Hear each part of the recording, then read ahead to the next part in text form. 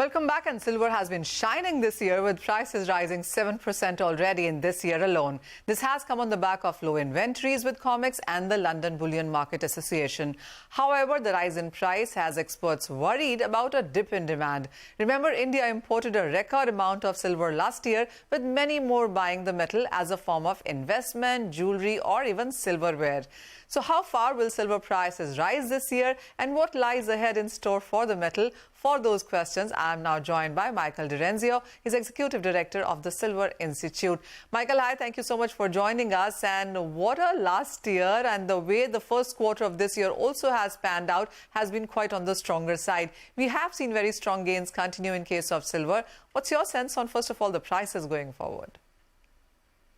Well, in terms of the price, I think the price has a lot more room to run, okay? So the average this year so far, if you go through today from the January, it's about $23.13. And that's up on last year's average. So the price is performing okay. We think there's a lot more room to run, however, as we progress throughout the year. All right. How are you looking at the demand then? Because last year, India imported record numbers. This year, the demand is lesser. And because we imported so much last year, we're sitting on a huge inventory. In terms of last year, let's take that for example. Last year was a record year, okay? 1.24 billion ounces of silver of demand. And quite frankly, it's going to be hard this year to get to that level. We're calling for a small decrease, but yet even so, those numbers are still going to be quite strong when you look at a 5-year step back. So it's going to be another good year for silver. And, you know, India led the way last year. India led the way in jewelry demand, silverware demand, investment demand.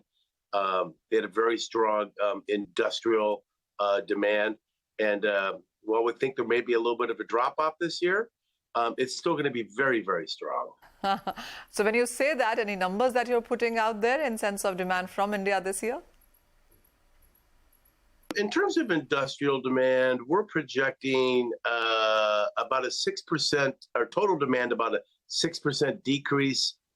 We think that industrial demand is going to grow by about 4%.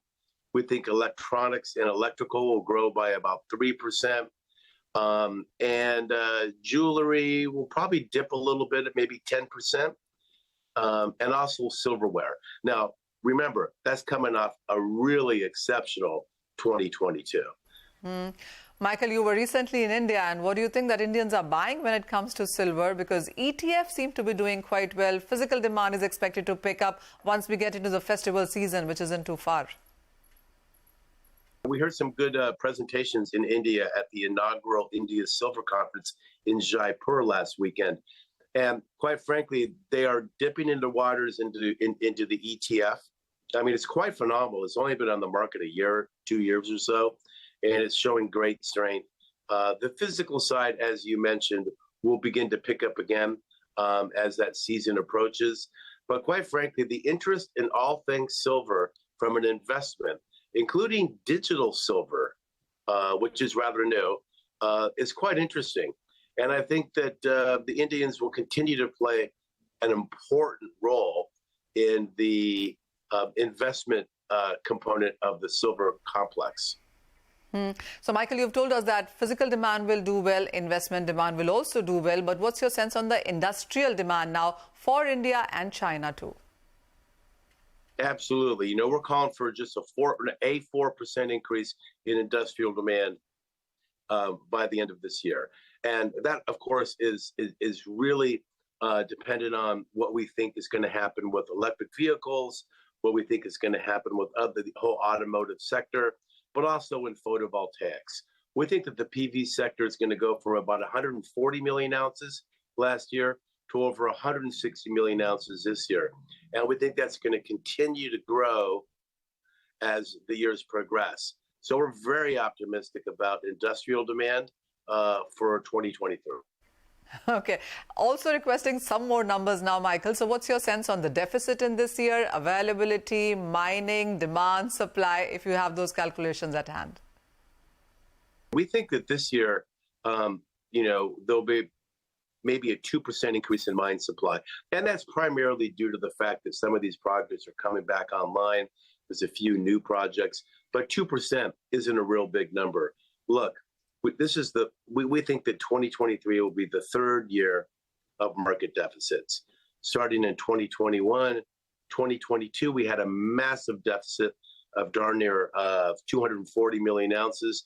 And this year, we think that deficit is going to decrease a tad to 141 million ounces. But again, that is a historically high number when you look at the market deficits. And we're firmly convinced that the silver market has entered a new era of market deficits from here on forward.